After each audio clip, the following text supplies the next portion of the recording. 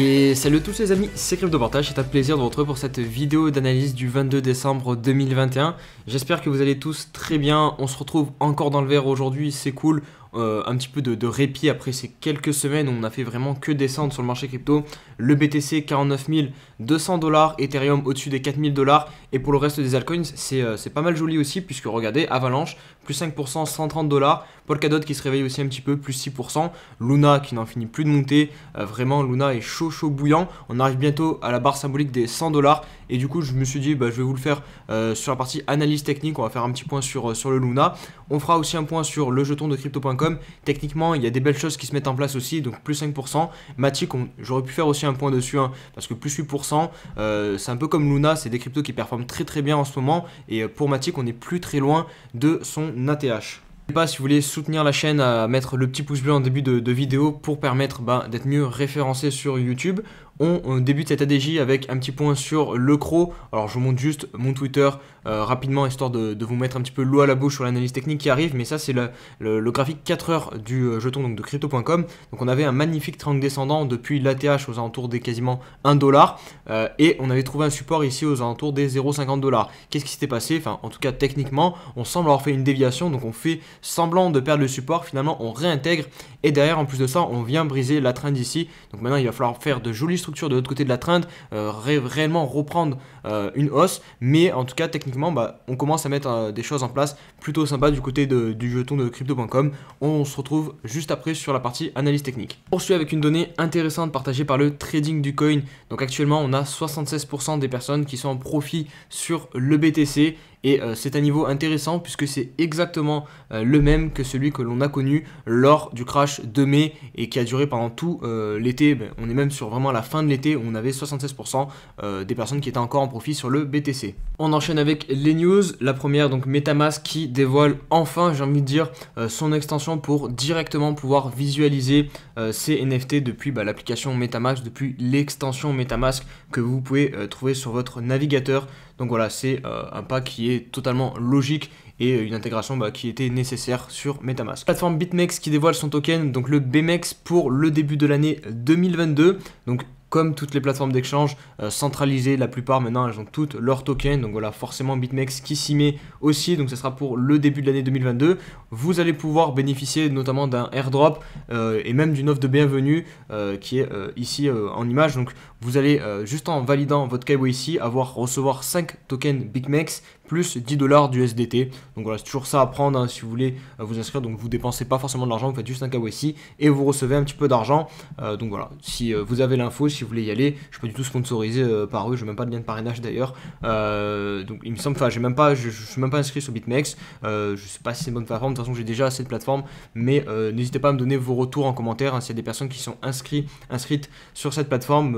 Voilà, ça aidera la communauté, je pense, de savoir le retour sur cette plateforme. Donc je vais vous lire rapidement ce qu'ils ont déclaré suite du coup à ce lancement de tokens d'échange. Donc à travers la transformation que nous opérons pour faire de BitMEX un écosystème d'échange de crypto-monnaies à part entière, le lancement du BMEX annonce une renaissance. L'expérience des utilisateurs de BitMEX ne sera plus jamais la même et les produits et services que nous offrons vont continuer de s'accroître en même temps que l'entreprise. On va conclure avec cette news, donc Facebook qui débourse 60 millions de $ pour acquérir le nom Meta auprès d'une banque du Dakota du Sud. Le nom exact c'est Meta Financial que vous avez ici. Alors la banque du Dakota du Sud n'a rien à voir avec le Metaverse. Ils avaient uniquement ce nom de Meta, mais ils proposaient des produits de paiement en ligne, donc ça n'a vraiment rien à voir avec le Metaverse. Et pourtant Facebook veut vraiment récupérer ce nom, donc pour notamment renforcer l'image de marque et derrière empêcher d'autres entreprises d'utiliser le nom de Meta. Ils semblent vouloir vraiment s'approprier le terme de Metaverse. En gros, par exemple, quand on va parler donc de Metaverse, qu'est-ce que le Metaverse? Ils veulent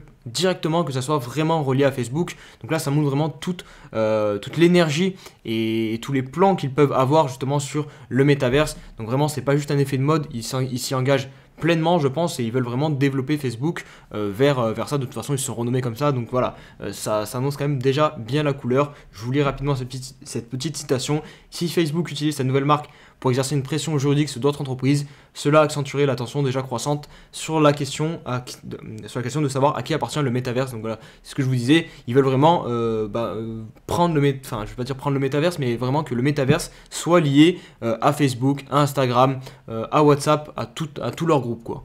On se retrouve sur l'analyse technique du BTC, on va débuter par le 4 heures. Vous allez pouvoir le constater, on a vraiment une reprise haussière là pour le coup, on vient de croiser notamment les deux moyennes mobiles, la MA21 vient de repasser au-dessus de la moyenne mobile 50 périodes, donc pour moi ça montre que le momentum repasse haussier sur le 4 heures. On a aussi le RSI, je vous l'ai dit hier, qui a cassé cette grosse résistance, donc ça aussi c'était un signal boule, plus la cassure de ce canal descendant. Maintenant vous le voyez, hier je vous l'avais dit, attention à ce point haut ici, hop, et c'est exactement là où on est en train de buter, on est en train de consolider sous résistance. On peut aussi noter le fait qu'on ait cassé la trend long terme, on va se mettre sur le daily pour un peu mieux la constater. Hop, je vais supprimer le trait que j'ai mis ici, voilà. Donc cette trend très long terme depuis la TH, eh ben, on est tout juste au-dessus. Donc le breakout est effectué sur le 4 heures, mais c'est vraiment sur le daily qu'on aura la confirmation. Donc ce soir, j'aimerais voir la bougie qui clôture et si même si c'est possible aussi clôturer au-dessus de l'EMA 21 qui est situé à 50 000 $. Plus, vous voyez, on a cette bougie ici qui est intéressante. L'idéal concrètement, ce serait vraiment de clôturer au-dessus d'ici, donc des 50 600 $. Donc on verra. Mais ce que l'on veut voir, c'est évidemment une belle bougie, un peu comme celle qu'on a eu hier, un espèce de maraboujou où les vendeurs ont très peu leur place sur la bougie puisqu'il n'y a pas de mèche. Donc ça, c'est vraiment top. Hier, attention, parce qu'au final, on a clôturé au même niveau que la bougie donc du 15 décembre. J'ai dit que ça aurait été cool de faire un signal un peu plus puissant et clôturer bien au-dessus. Pour le coup, on ne l'a pas fait.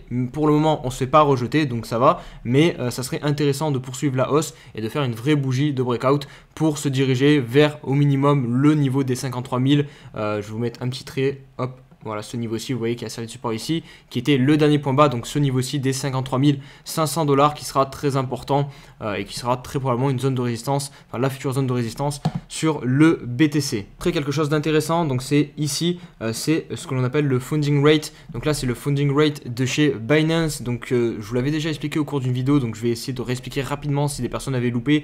Qu'est-ce que le funding rate concrètement? S'il est en bas, en gros, c'est bon signe, ça veut dire que le marché paye les gens, enfin les shorters payent les gens qui sont en long, et si au contraire on est sur la partie haute, c'est-à-dire que les gens qui long payent les gens qui sont en train de shorter pour pouvoir rester en position. En gros, ils financent un petit peu leur long en payant un petit peu les gens qui sont en short.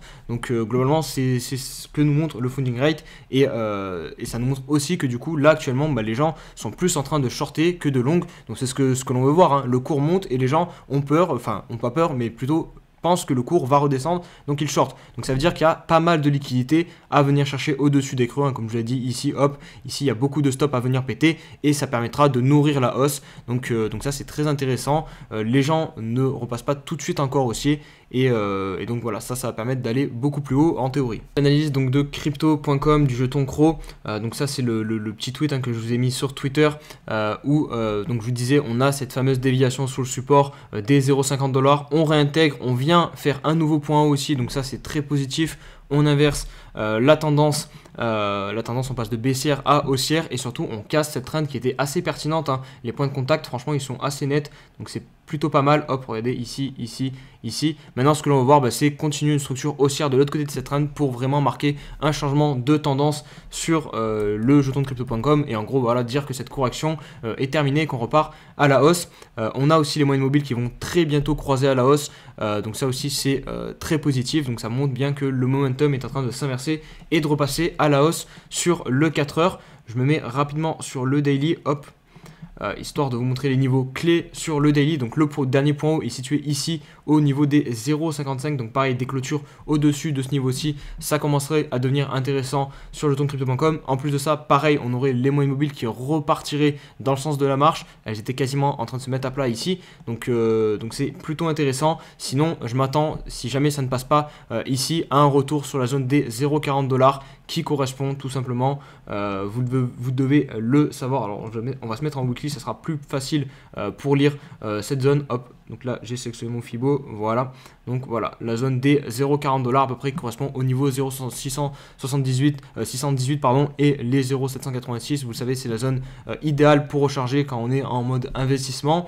Parce que là, si vous voulez rentrer ici, alors vous pouvez rentrer au niveau du court terme parce que vous commencez à avoir des confirmations. Donc vous pouvez jouer le play d'une reprise haussière sur le court terme et notamment le play qui viendrait à piéger les acheteurs, à faire croire qu'on repart en bull run, donc faire un espace de dead cat bounce. Et en général, on vient le faire dans cette zone-ci. Donc c'est l'endroit idéal où les vendeurs vont défendre ce top. Donc la zone environ des 0,70$. Là, vous pouvez très vraiment essayer de prendre quelques petits profits. Après, ça dépend de votre vision, votre temps d'investissement. Mais techniquement, ici, c'est une zone qui sera probablement défendue si on y retourne.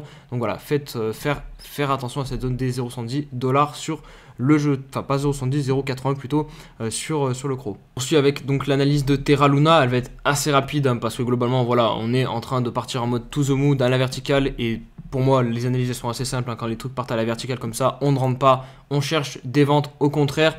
Donc voilà, si vous voulez investir, c'est pas trop le bon moment sur Luna. Techniquement, on a cette zone qui était assez propre. Donc ici, c'était la fin de la première phase de bull run. Donc on était venu chercher les 22$. D'ailleurs, on a quand même bien corrigé. On est retourné à 4. Hop, on répète cet ancien ATH. On vient le valider comme support plusieurs fois. Et hop, derrière, on part. Donc ça, c'est techniquement très propre. Si jamais vous voulez recharger, je vous mets le petit niveau de rechargement idéal. Donc c'est pas très loin de ce support. C'est sur cette zone qu'on a aussi pas mal travaillé. Des environ 35$, 40$. Donc voilà, si jamais on revient sur cette zone-ci sur Luna, ça sera intéressant pour de l'investissement pour recharger. Maintenant, rentrer ici, ouais, en plus on arrive sur le niveau psychologique des 100$. Je pense que ça, on peut quand même trouver du frein sur toute cette zone là sur Luna. Donc vraiment essayer d'éviter de rentrer maintenant. Je pense que c'est quand même assez risqué. On rentre tout juste en surachat sur le daily, donc on a encore de la place de faire un petit excès haussier au niveau du court terme. Mais sur le plus long terme, voilà, ça commence à devenir assez vertical Luna, donc faites attention. Mais voilà, si vous êtes dans le train, bravo à vous et n'hésitez pas à prendre des profits régulièrement. Voilà, je pense que c'est un des meilleurs conseils que je puisse vous donner. Prendre des profits régulièrement. C'est quand même intéressant pour voilà, mettre des stablecoins de côté et pouvoir réinjecter en cas de baisse. Conclure avec la question de l'abonné. Alors aujourd'hui une question de Regian. Salut, je suis nouveau ici, j'aimerais savoir si tu pouvais faire une petite analyse de Solana. Merci. Alors oui, avec plaisir. Donc on aura 3 analyses d'altcoins aujourd'hui. Après Luna et le CRO, on va terminer avec Solana. Alors on va débuter sur le weekly histoire d'avoir une vue un peu plus d'ensemble. Alors Solana, ça a très bien performé. Je pense que vous n'êtes pas passé à côté. La crypto qui est rentrée dans le top 10, même dans le top 5, il me semble, des top crypto en termes de market cap. Donc on corrige depuis la semaine du 1er novembre, donc on est sur 1, 2, 3, 4, 5, 6, on a fait 6 semaines de baisse sur Solana, mais pour venir chercher quelle zone? La zone de rechargement, regardez de ce dernier mouvement, donc j'ai placé mon Fibo ici en bas, et hop, on a donc toute cette zone qui est idéale pour venir poser un bottom. Je vais retirer rapidement le Fibo pour que vous voyez un peu plus clairement aussi cette zone de prix donc, que j'ai mis en verte parce qu'on avait vraiment un niveau, une résistance technique hyper puissante à 174$ et regardez ce qui s'est passé. Je vais même enlever le truc vert et mettre un trait pour que vous voyez très bien. Hop, regardez, ici on a 2 semaines qui se clôturent parfaitement sous ce niveau-ci et regardez comme c'est chirurgical ce qu'on a fait la semaine dernière. On est venu clôturer pile au-dessus de cette résistance. Donc comme souvent quand on casse une résistance, d'ailleurs on va la valider comme support. Donc là on a vraiment un pullback parfait. Donc c'est une entrée que je qualifierais de court terme parce que investir ici ça reste quand même pour de l'investissement assez perché, mais bon voilà, c'est quand même un bon projet. Donc on va dire que c'est quand même pour du court terme, du court moyen terme de rentrer ici. C'est pas vraiment de l'investissement, mais voilà, c'est pas une entrée dégueulasse non plus. Par contre, attention parce que si on se place maintenant sur le daily, on a un momentum qui reste baissier. Vous voyez, les moyennes mobiles viennent tout juste de croiser à la baisse. On arrive aussi au niveau milieu du RSI, donc souvent ça fait office de support. Voilà, sortir de la zone plutôt de survente pour repasser dans la zone de surachat, même si d'achat et de vente, parce que la zone de surachat c'est celle au-dessus de 70 et la zone de survente c'est en dessous de 30.